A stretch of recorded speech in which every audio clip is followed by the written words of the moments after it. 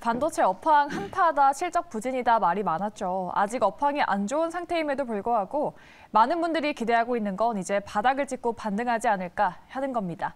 오늘 전문가와 함께 이 부분에 대해서 이야기 나눠보도록 하죠. SK증권의 한동희 연구원 나와 계십니다. 안녕하십니까? 안녕하세요. 네. 저희가 반도체 한파가 끝나는지에 대해서 이렇게 주제를 잡아봤는데 반도체 봄이 오고 있습니까? 기대감들은 많은 것 같습니다. 네. 다만 반도체 수요와 공급 측면에서 봤을 때는 네. 아직까지는 좀 추운 겨울이고, 하지만 가장 추운 겨울을 지금 지나고 있기 때문에 이제 앞으로의 반등을 좀 모색해 볼 수 있는 그런 구간에 진입해 있지 않나 판단하고 있습니다. 좋습니다. 반도체 봄바람이 부는 건지 봄이 오는 건지 여러 가지 질문 드리도록 할 텐데요. 먼저 이야기 나눠볼 주제부터 만나보도록 하죠. 미국의 중국 반도체 제재 수위가 높아지고 있죠. 국내 영향은 어떤지, 또 반도체 과잉 생산 우려는 없는지 다양한 이야기 나눠보도록 하겠습니다. 첫 번째 질문부터 드리도록 할게요.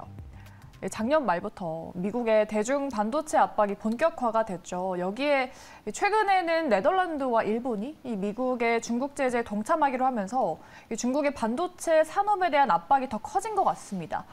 이러한 고래등 싸움에 새우등이 터질지 아니면 또 반대로 우리나라 기업들이 반사이익을 받을지가 좀 관건이 될 것 같은데 국내에 미친 영향은 좀 어떨까요? 네, 이 부분은 단기와 좀 장기로 나눠서 좀 전망을 해야 될 것 같습니다. 예.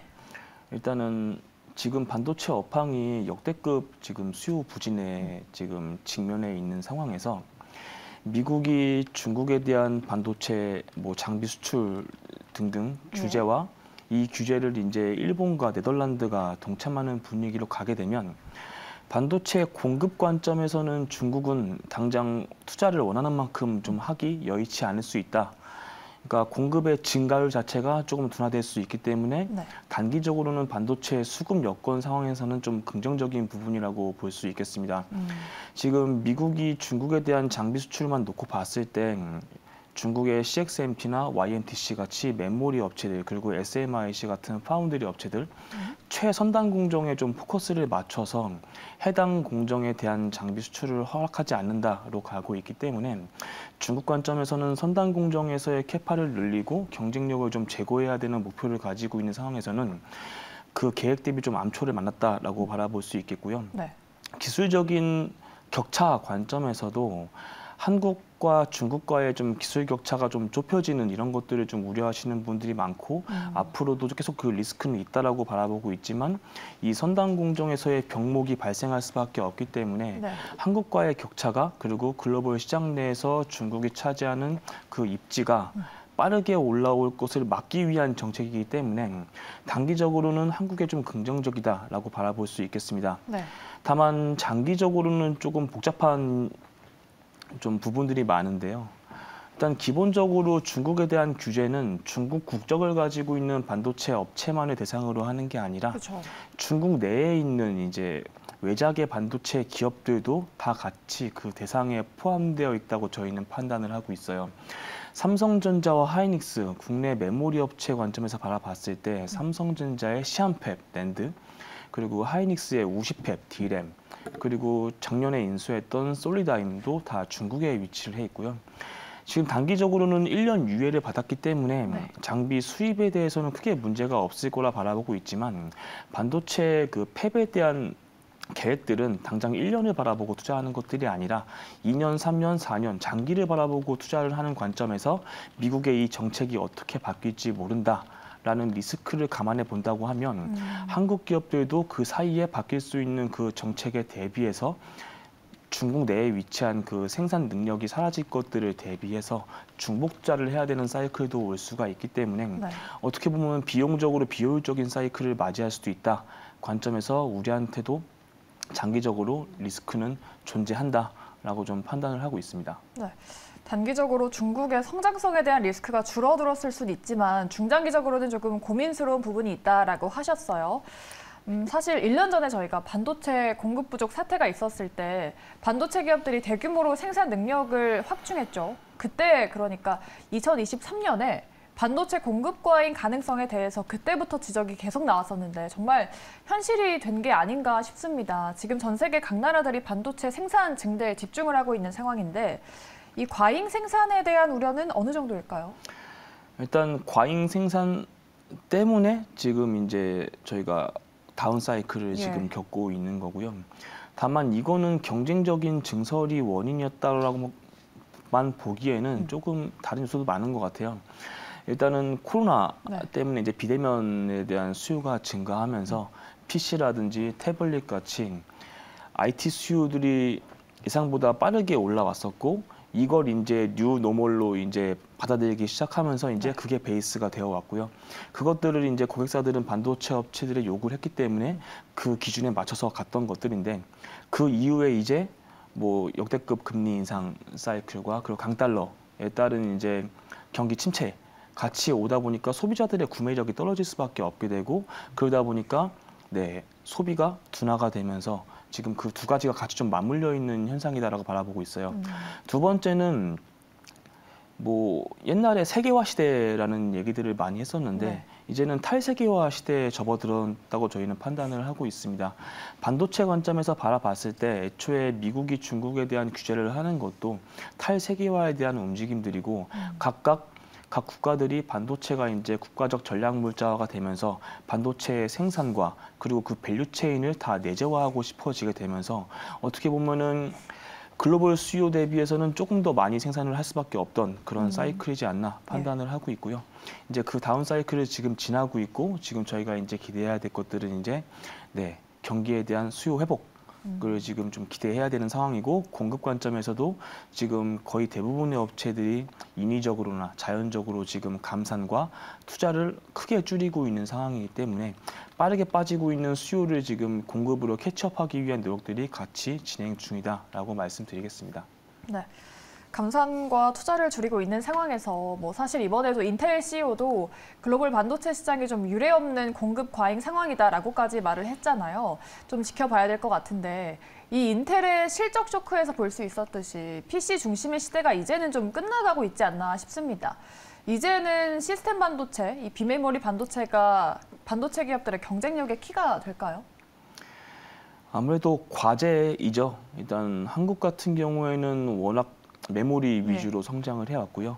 전체 반도체 시장에서 비메모리 비중이 메모리보다 지금 큰 상황입니다. 그리고 시장 규모로 봤을 때도 그렇고, 한국의 점유율을 놓고 봐도 삼성전자, 하이닉스 합산 기준으로 메모리는 거의 70%가 이미 넘어가고 있고요.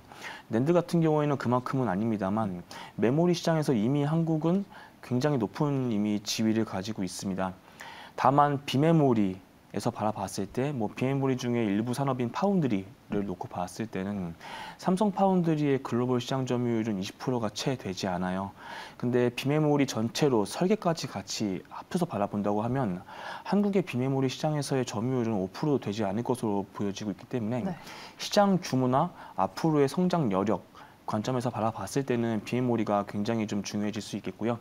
이 비메모리는 어차피 반도체이기 때문에 메모리랑 시장을 공유하고 있습니다. 같은 전방이에요. 그렇기 때문에 비메모리에서의 경쟁력이 올라가는 사이클에서는 당연히 메모리도 업황이 괜찮을 거기 때문에 상대적으로 성장성은 더 높을 수 있다라고 바라봤을 때는 메모리는 선단 공정에 대한 연구 개발과 경쟁력 유지하면서 점유율을 유지하는 방향으로 가도 시장 성장에 대해서 수혜를 바라볼 수 있겠고요. 비메모리도 마찬가지지만은 점유율이 낮기 때문에 점유율 제고 측면에서는 성장 여력이 시스템이 더 높다라고 말씀드리겠습니다. 그렇다면은 인텔이 이번에 삼성전자의 반도체 매출 1위를 내주게 됐죠. 인텔이 고전할 때 삼성전자가 인텔을 대체하는 글로벌 반도체 1등 기업으로 확실히 자리매김할 수 있을지, 이 삼성전자가 정말 이 과거 인텔이 전 세계 IT 시장에 미친 것과 같은 영향력을 과시할 수 있을까요? 일단 전체 반도체 매출에서 인텔이 1위를 했다라는 이 영향에는 아무래도 메모리 업종에 대한 둔화 때문일 겁니다. 아마 이 시장 자체, 그러니까 메모리 업종이 둔화되면서 메모리 가격이 굉장히 빠르게 빠졌고요. 어차피 매출은 P 곱하기 Q라고 바라봤을 때 Q도 빠졌지만 P가 급격하게 빠졌기 때문에 그것 때문에 1위를 내줬다라고 판단을 하고 있고, 기본적으로 이런 상황이 발생하지 않으려면은 앞서 말씀드렸던 것처럼 시스템 반도체에 대한 경쟁력이 높아져야만 한다라고 바라보고 있고, 인텔의 1위라는 글쎄요, 그 입지가 유지될 수 있을까에 대해서는 방금 말씀드렸던 삼성전자가 시스템 반도체에서 어떻게 해서 잘할 것인가와 이제 TSMC의 그 역할과 그 상황을 좀 지켜봐야 되기 때문에 그건 조금 지켜볼 문제다. 다만 선단 공정에서는 TSMC와 삼성전자가 인텔 대비해서는 한 두세 대가 지금 앞서 있는 상황이기 때문에 인텔이 외부 파운드리 매출과 자체 파운드리 매출을 내재화해서 매출을 산정하지 않는 이상에는 메모리 시장만 조금 좋아져도 이 등수는 좀 바뀔 수 있다 의견을 가지고 있습니다. 네, 이렇게 반도체 한파에 대한 지금 현황을 들여다봤고요. 이어서는 저희가 더 자세한 종목별 이슈도 들여다보도록 하죠. 두 번째로 이야기 나눠볼 주제도 만나보시죠. 네, 요즘 AI 챗봇 GPT 관심 많으시죠? 반도체 시장 안에서 AI 반도체가 돌파구가 될 수 있을지 또 연구원님의 반도체주 탑픽도 여쭤보도록 하겠습니다. 자, 저희가 반도체 업황에 대해서 아직까지 여전히 안 좋다, 불투명하다라고 제가 말씀을 드렸었는데 이러한 반도체 한파 우려 속에서 최근에 AI 챗봇, 챗GPT가 정말 핫하지 않습니까? 이 글로벌 반도체 시장의 돌파구가 될 수 있지 않을까 싶은데 AI 반도체 산업의 성장성, 전망은 좀 어떻게 보고 계십니까? 잘 됐으면 좋겠습니다. 네. 일단 기본적으로 예. 어차피 저희가 반도체 시장의 중장기 성장 동력에 대해서 기존에 이제 스마트폰과 서버 외에도 이제 뭐 AI라든지 그리고 자율주행 그리고 5G, 6G 이런 이제 새로운 트리거들을 이제 앞으로의 성장성에 좀 기반이 될 수 있다라고 기대를 하고 있는데요. 네. 챗GPT 굉장히 핫한 것 같습니다. 그렇죠. 네, 일단 누적 활성화 사용자 수가 2달 만에 1억 명이 넘었다라는 것들도 예. 네, 역대급으로 핫한 것 같고, 근데 이것만 가지고 반도체 업황이 빠르게 좋아질 수 있는가에 대해서는 사실 좀 지켜볼 부분이라고 생각을 하고 있어요. 다만 이제 챗GPT가 이제 출시가 되고 시장에서 화두가 됨으로써 네. 유사 기업들은 유사한 서비스를 경쟁적으로 낼 수밖에 없을 거고 이게 시장성을 갖게 되었을 때 기본적으로 메모리도 메모리지만은 그 서버 이 시장에서의 앞으로의 증설에 대한 기대감도 빠르게 올라올 수 있기 때문에 굉장히 좀 잘 되기를 기대하고 있고 지금까지 상황만 놓고 보면은 챗GPT 때문에 여러 플랫폼 기업들도 빠르게 비슷한 서비스를 지금 내려고 하고 있다는 것들로 봐도 네. 지금 당장의 반도체 수요 관점에서 이거를 하드캐리를 할 수 있는가에 대해서는 조금 기다리는 문제다. 다만 이게 이제 활성화가 되었을 때 반도체 이 수요에 대한 사이클은 경기가 둔화되는 속도보다는 그 폭이 더 완만해질 수밖에 없기 때문에 이 업종 수요에 대한 전망에서는 조금 더 긍정적으로 바라볼 수 있는 포인트가 될 수 있겠고요. AI이기 때문에 일단 뭐 소프트웨어죠. 다만 이제 이것들이 기반이 되는 이제 데이터 처리가 수반이 돼야 되기 때문에 비메모리, 메모리 모두에 다 긍정적인 부분이다. 서버만 놓고 봤을 때 지금 반도체 전체 수요에서 거의 40% 정도를 차지하고 있는 큰 전방 중에 하나이기 때문에 좀 시장에서는 당장 지금 근 시일 내에 수요의 상승을 기대할 수 없다 보니까 네. 좀 더 이쪽에 대해서 좀 주목을 하고 있지 않나 판단하고 있습니다. 말씀하신 대로 AI 산업이 좀 빠르게 성장하면 뭐 D램이나 시스템 반도체 수요가 예상보다 빠르게 좋아질 수 있다고 합니다. 뭐 실제로 애플이나 AMD, 엔비디아 같은 빅테크 기업들이 TSMC의 AI 반도체를 또 주문했다고 하죠. 그러면 국내 기업들도 AI 반도체 시장에 대응을 잘하고 있는지 관련해서 수혜를 직접적으로 볼 수 있는 기업이 있을까요? 글쎄요, 일단 파운드리 1등이 TSMC이고 예. 점유율이 거의 60%대죠. 그러다 보니까 당장 직접적으로 우리나라한테 그 칩셋에 대한 수요가 있을까에 대해서는 조금 지켜볼 부분인 것 같습니다. 그리고 그 관련된 소프트웨어, 글쎄요, 저희 서플라이 체인 내에서 그런 것들이 당장 많지는 않은 것 같아요. 네.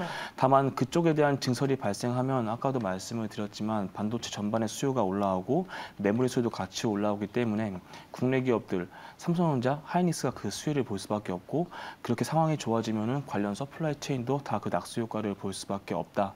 예, 관점에서 좀 접근하는 걸 말씀을 드리고 있습니다. 네. AI 관련주들에 대한 관심이 조금 더욱 커지고 있는 만큼 이 반도체 관련주들도 앞으로 후발주자로서 조금 그 역할을 기대해 볼 수 있지 않을까 싶습니다. 자, 그렇다면은 반도체 업종 내에서 연구원님의 최선호주를 좀 여쭤보도록 할게요. 외국인이 꾸준히 사들이고 있는 삼성 하이닉스, 요즘에 분위기가 좋죠. 이런 대형주를 먼저 보는 게 좋은지 아니면 밑단의 중소형 소부장들을 보는 게 좋을지 지금 시점에서는 반도체주 투자할 때 어떻게 접근하는 것이 좋겠습니까?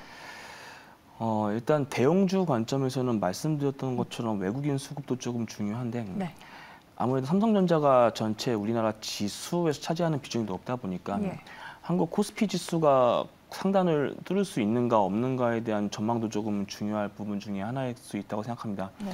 코스피 지수가 상단을 뚫을 수 있다라고 한다면은 뭐 대형주는 계속 지속적으로 랠리를 할 수 있겠지만은 그렇지 않을 수 있다라고 바라봤을 때는 네, 조금 다른 국면이 나올 수 있다라고 판단을 하고 있고요. 네. 1월 달에 반도체 관련주가 굉장히 아웃퍼폼을 했습니다. 특히 대형주가 크게 아웃퍼폼을 했고요. 그렇죠. 그 이유는 뭐 여러 가지가 있겠습니다만 일단은 공급에 대해서 좀 공격적인 스탠스를 가지고 있었던 삼성전자가 이제 공급 축소의 관점으로 선회할 것이다라는 기대감, 그리고 이제 FOMC를 좀 앞두고 금리 인상이 둔화될 것이다라는 이 기대감, 이 두 개가 상존해 있는 관점에서 이제 반도체 주가가 조금 랠리를 펼쳤다라고 바라보고 있는데 네. 일단은 이번 컨퍼런스 콜에서 삼성전자도 이제 업황에 대응하는 관점으로 이제 공급을 네, 축소하는 방향으로 가겠다라고 좀 언급을 했고요. 그리고 2월 1일에는 그 낸드 3, 4위권 업체인 웨스턴 디지털도 이제 감산을 언급을 했습니다. 그러니까 저희가 기대했던 모멘텀 중에 하나인 이 감산은 이제 거의 대부분의 업체가 이제 실행을 하기 시작했기 때문에 당장 공급 축소 관점에서의 기대감을 삼을 수 있는 모멘텀은 단기적으로는 부재할 수 있다 말씀을 드리고 있고요. 이제 FOMC도 지났기 때문에 금리 인상에 대한 폭 둔화 이것도 좀 지켜볼 부분이다라고 봤을 때는 네. 지금부터는 기대감보다는 실제적으로 리얼리티 체크가 조금 필요할 것이다 바라보고 있고요. 지금의 수요가 어느 정도 상황이고 주가 반등하기 위해서 필요했던 거는 네, 오더의 증가, 네. 그리고 지금 역대급으로 높은 반도체 업체들의 재고 감소를 확인을 해야 되기 때문에 당장 2, 3월에는 그것들을 확인하기는 좀 만만치 않을 수 있다라고 바라보고 있고, 하지만 업종에 대한 전반적인 톤은 상반기를 저점으로 하반기 때부터 이제 감산 효과가 발생을 하기 시작을 하면서 예. 전반적으로 수급 여건은 완화될 수밖에 없기 때문에 상조하고의 업황을 바라보고 있습니다. 그래서 그 관점에서 저희는 네, 퀄리티 베이스의 소재 부품 장비 중소형주를 지금 2월 달에 선호하고 있다라고 좀 말씀을 드리고 있고요. 올해 실적 베이스로 봤을 때 그러니까 어떤 업체가 매크로에 대한 스윙에 덜 영향을 받을 수 있는가 라는 포인트가 있는가 봤을 때 저희는 좀 후공정 관련주를 지금 선호하고 있습니다. 네.